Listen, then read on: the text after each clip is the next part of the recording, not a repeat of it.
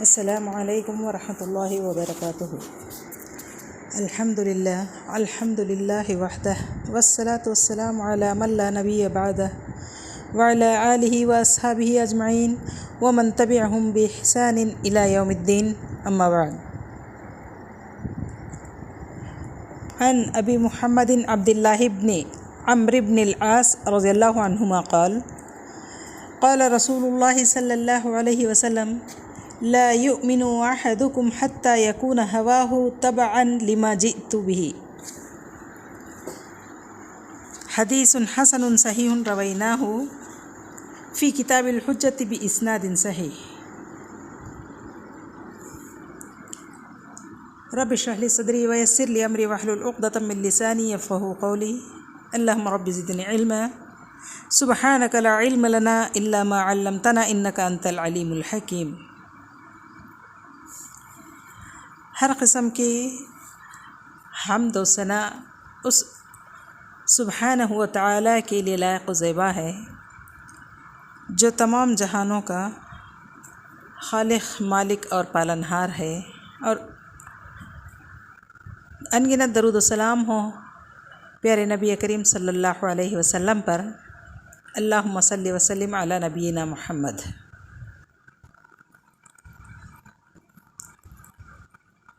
معزز سامعین و سامعات اور عزیز طالبات، الحمدللہ آج ایک بار پھر ہم اس ڈپلومہ کورس کے حدیث کلاس میں میں آپ سب کا استقبال کرتی ہوں۔ ابھی میں نے آپ کے سامنے جو حدیث پیش کی اس کا ترجمہ ہے۔ عبداللہ بن عمرو بن العاص رضی اللہ عنہما سے روایت ہے کہ رسول اللہ صلی اللہ علیہ وسلم نے ارشاد فرمایا، تم میں سے کوئی شخص اس وقت تک مومن نہیں ہو سکتا جب تک کہ اس کی خواہشات میری لائی ہوئی شریعت کے تابع نہ ہو جائیں۔ یہ حدیث حسن صحیح ہے، کتاب الحجہ بسند صحیح۔ تو معزز طالبات، اس حدیث میں اللہ کے رسول صلی اللہ علیہ وسلم ایک شخص کے ایک شخص کا ایمان کب مکمل ہوتا ہے یہ بات ہمیں بتائی ہے کہ آپ صلی اللہ علیہ وسلم کے دیے ہوئے احکام و اوامر سے محبت کرے اور آپ کی روکی ہوئی یعنی ممنوع چیزوں سے نفرت کرے، تبھی ایک شخص کا ایمان مکمل ہوتا ہے۔ یہ بات اس حدیث میں اللہ کے نبی کریم صلی اللہ علیہ وسلم نے ہمیں بتائی ہے۔ 3 چیزیں ہیں، جس کسی کو یہ 3 چیزیں پائی جائیں، ان چیزوں کی وجہ سے اس کو ایمان کی حلاوت نصیب ہوگی، یعنی ایمان کی مٹھاس نصیب ہوگی۔ معلوم ہوا کہ ایمان کی بھی ایک لذت ہوتی ہے اور وہ ہر ایک کو نصیب نہیں ہوتی، بلکہ ان شرائط کو پورا کرنے سے انسان ایمان کی مٹھاس کو پاتا ہے۔ وہ 3 چیزیں کیا ہیں؟ ان 3 چیزوں کا اس حدیث سے تعلق ہے۔ نمبر 1، جو شخص اس کا حال یہ ہو جائے کہ اللہ اور اس کا رسول اسے دوسری تمام چیزوں سے زیادہ محبوب ہو جائے۔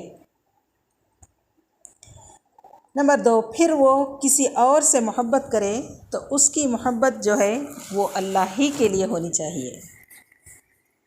اللہ اور اس کے رسول صلی اللہ علیہ وسلم سے بڑھ کر محبت کسی سے نہ کرے، یہی تو اصل جڑ ہے۔ پھر مال، دنیا، تجارت، رشتہ داریاں، عہدے، دنیا کی شہرت، کھانے پینے کی لذت، یہاں کے لباس، زیورات، ساری چیزیں ہیں، اگرچہ کہ اللہ اور اس کے رسول سے بڑھ کر کچھ محبوب نہیں ہے، تو وہ اللہ اور اس کے رسول صلی اللہ علیہ وسلم کے حکم پر ان ساری چیزوں کو قربان کر سکتا ہے۔ اچھا، سوال یہ پیدا ہوتا ہے کہ محبت کا امتحان کب ہوتا ہے؟ جب ایک چیز کی وجہ سے دوسرے کو چھوڑنے کا موقع آئے، یا مجبوری آئے کہ ایک کو لینے پر دوسرے کو چھوڑنا پڑے۔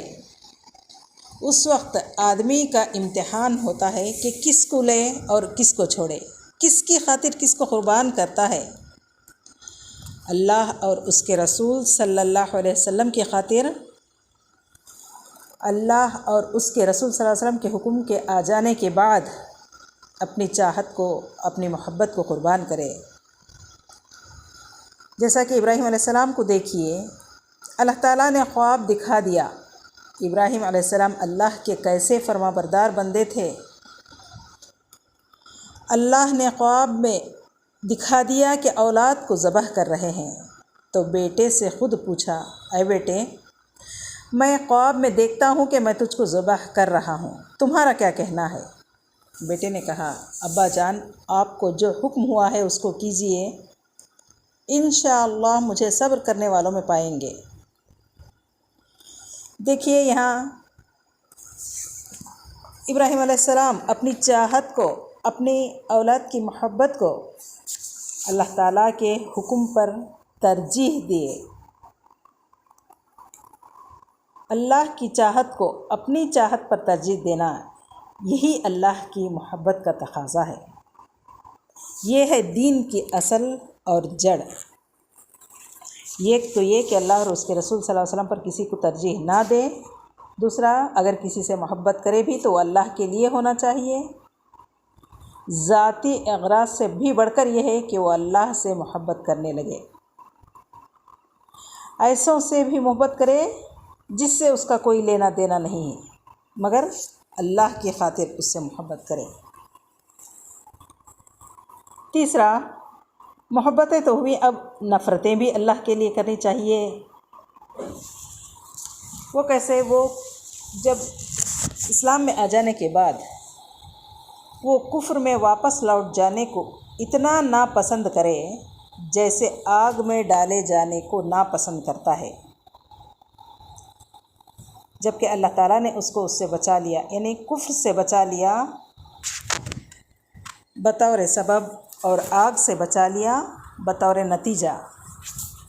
یعنی اس کا کیا معنی ہے؟ جب آدمی کفر کو چھوڑتا ہے، کفر سے بچ جاتا ہے، تو اللہ تعالیٰ اس کو آگ سے بچا لیتے ہیں۔ تو حاصل کلام یہ کہ اس کی محبتیں، اس کی نفرتیں اللہ کی خاطر ہو۔ یہ چیزیں اس حدیث سے معلوم ہوتی ہیں۔ امام بخاری رحمہ اللہ نے اور امام مسلم نے اس کو کتاب الایمان میں ذکر کیا ہے، بخاری میں حدیث نمبر 16 اور مسلم میں حدیث نمبر 40/3۔ ابن رجب رحمہ اللہ فرماتے ہیں، لوگوں کی محبتیں، اس میں لازم یہ کہ وہ بھی اس چیز کے تابع ہو جسے اللہ کے نبی کریم صلی اللہ علیہ وسلم لے کر آئے ہیں۔ اس کی دلیل کیا ہے؟ اللہ کے نبی کریم صلی اللہ علیہ وسلم فرماتے ہیں، جو اللہ کی خاطر محبت کرے، اللہ کی خاطر دشمنی مول لے، اللہ کی خاطر عطا کرے، اللہ کے لیے روک لے، اس نے اپنے ایمان کو مکمل کر لیا۔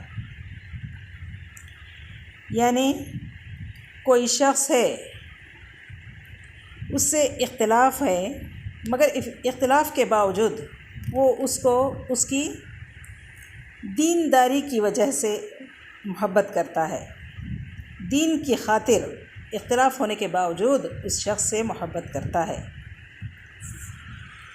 اور دوسرا ہے اللہ کی خاطر دشمنی مول لینا۔ جیسا کہ کوئی رشتہ دار ہے لیکن بدعت کو پھیلانے والا ہے، دلائل کو سننے جاننے کے بعد بھی ضد پر اڑا رہا ہے، لیکن اس سے رشتہ داری ہے، بہت قریبی رشتہ داری ہے، لیکن اللہ کے دین کا دشمن ہے، جانتے بوجھتے خود بھی گمراہ ہے اور دوسروں کو بھی گمراہ کر رہا ہے، اس سے اللہ کی خاطر دشمنی کرنا، یہ بھی ایمان کا تقاضا ہے۔ اور اللہ کی خاطر عطا کرنا، مثلا ایک آدمی غریب ہے، تمہاری غیبت کرتا ہے لیکن محتاج ہے، تو ایسے میں کیا کرنا ہے؟ اس کو اللہ کی خاطر دینا ہے، کیونکہ ضرورت مند ہے۔ دین کا تقاضا یہی ہے کہ ضرورت مندوں کی ضرورت کو پورا کرے۔ یعنی وہ شخص پسند نہیں ہے جیسا کہ ابو بکر صدیق رضی اللہ تعالیٰ عنہ نے کیا کیا کہ ان کی بیٹی پر الزام لگانے والے کو بیت المال سے نہ دینے کا ارادہ کیا تو اللہ تعالیٰ نے ان کو آگاہ کیا کہ ایسا نہیں کرنا۔ تو یہ کیا ہوا، اللہ کے اس شخص کو ناپسند کرنے کے باوجود بھی اللہ کی خاطر اس کو دینا ہے، عطا کرنا ہے۔ یہ بھی ایمان کا تقاضا ہے، ایمان کے مکمل ہونے کی علامت ہے۔ اور اب چوتھی بات ہے اللہ کے لیے منع کرنا۔ اللہ کے لیے کسی چیز سے رک جانا، مثلاً بیوی بچے مانگ رہے ہیں کہ ایک اچھا سا ٹیلی ویژن لاؤ، فلمیں ڈرامے دیکھیں گے، کہتا ہے نہیں لاؤں گا اللہ کی خاطر، چاہے انسانوں کو ناراض کر لے مگر اللہ کو راضی کر لے، تو یہ کیا ہے، اس نے اپنے ایمان کو مکمل کر لیا۔ امام ابو داود نے اس کو روایت کیا ہے، صحیح الجامع الصغیر میں 5965 حدیث نمبر ہے، اور یہ حدیث صحیح ہے۔ جو حدیث ہم نے پڑھی اس میں ایمان کی نفی ہے۔ وہ آدمی ایمان والا نہیں ہو سکتا جس کی خواہش اس چیز کے تابع نہیں ہے جو اللہ کے رسول صلی اللہ علیہ وسلم لے کر آئے ہیں۔ وہ آدمی ایمان والا نہیں ہو سکتا۔ ایمان ہی نہیں کا کیا مطلب، کیا وہ کافر ہو جاتا ہے؟ صالح علی الشیخ کہتے ہیں اس میں جو انکار ہے وہ ایمان والا نہیں، یعنی کہ وہ کافر ہو گیا، بلکہ اس میں ایمان کے کمال کی نفی ہے، یعنی ایمان کے مکمل ہونے کی نفی ہے، اس کمال کی جس کا حاصل کرنا واجب ہے۔ مثال کے طور پر ایک آدمی نماز پڑھتا ہے، ہر نیکی سے ایمان بڑھ جاتا ہے اور کمال کی طرف ایک قدم آگے بڑھتا ہے۔ اب تہجد پڑھتا ہے تب بھی ایمان بڑھتا ہے، اور فجر کی نماز پڑھتا ہے تب بھی ایمان بڑھتا ہے، لیکن فجر کی نماز کی وجہ سے ایمان بڑھانا واجب ہے، اس کو چھوڑ نہیں سکتا کسی بھی حالت میں، لیکن تہجد کی نماز کے ذریعے سے ایمان کو بڑھانا واجب نہیں ہے۔ پڑھے گا تو اجر پائے گا، نہیں پڑھے گا تو کوئی مسئلہ نہیں، گناہگار تو نہیں ہوگا، اللہ کے ہاں مجرم نہیں ٹھہرے گا۔ لیکن فرائض کے چھوڑنے کی وجہ سے ایمان بعض اوقات ختم بھی ہو سکتا ہے۔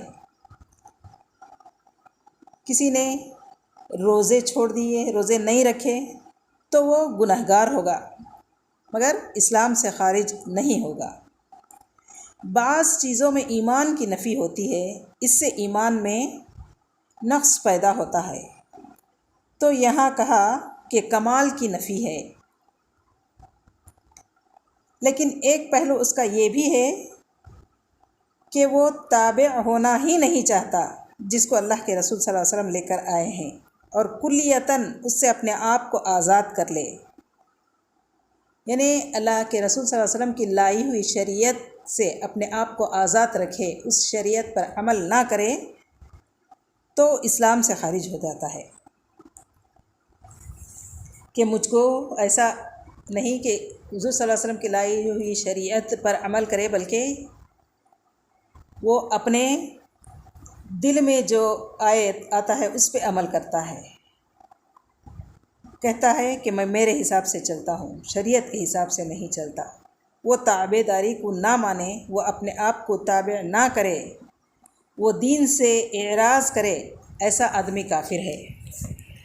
اللہ تعالیٰ قرآن کریم میں فرماتے ہیں جن لوگوں نے کفر کیا تباہی ہے ان لوگوں کے لیے اور ان کے اعمال کو غارت کر دیا، یہ اس لیے کہ انہوں نے ناپسند کیا اس چیز کو جس کو اللہ نے نازل کیا، تو اللہ تعالیٰ نے ان کے اعمال ہی کو برباد کر دیا، مٹا دیا۔ معلوم ہوا کہ دین کی کسی چیز کو ناپسند کرنا، یعنی کوئی یہ کہے، مثال کے طور پر کہ کوئی عورت کہے کہ مجھے پردہ ٹھیک نہیں لگتا، یا کوئی مرد کہے کہ داڑھی مجھے ٹھیک نہیں ہے، دیکھیے یہ حقیقت میں بات چھوٹی ہے، مگر حقیقت میں وہ کیا کر رہا ہے؟ اللہ کے رسول صلی اللہ علیہ وسلم کی لائی ہوئی تعلیمات کی نفی کر رہا ہے۔ ایسے انسان کو چاہیے کہ اپنے ایمان کا جائزہ لے۔ تو الغرض حدیث کا خلاصہ یہ ہے کہ ہم اپنے تمام افکار، تمام اصول اور تمام قاعدے جو بھی ہیں، تجربات ہیں، مشاہدات، اللہ اور اس کے رسول صلی اللہ علیہ وسلم کی تعلیمات کے تابع کرنا چاہیے۔ پہلے اللہ تعالیٰ اور اس کے رسول صلی اللہ علیہ وسلم کی تعلیمات، بعد میں ہماری خواہشات، ہماری نفس۔ اس حدیث میں اللہ کے نبی کریم صلی اللہ علیہ وسلم فرمائے ہیں کہ اپنے خواہشات میری لائی ہوئی شریعت کے تابع نہ ہو جائیں تب تک وہ انسان مومن نہیں ہو سکتا۔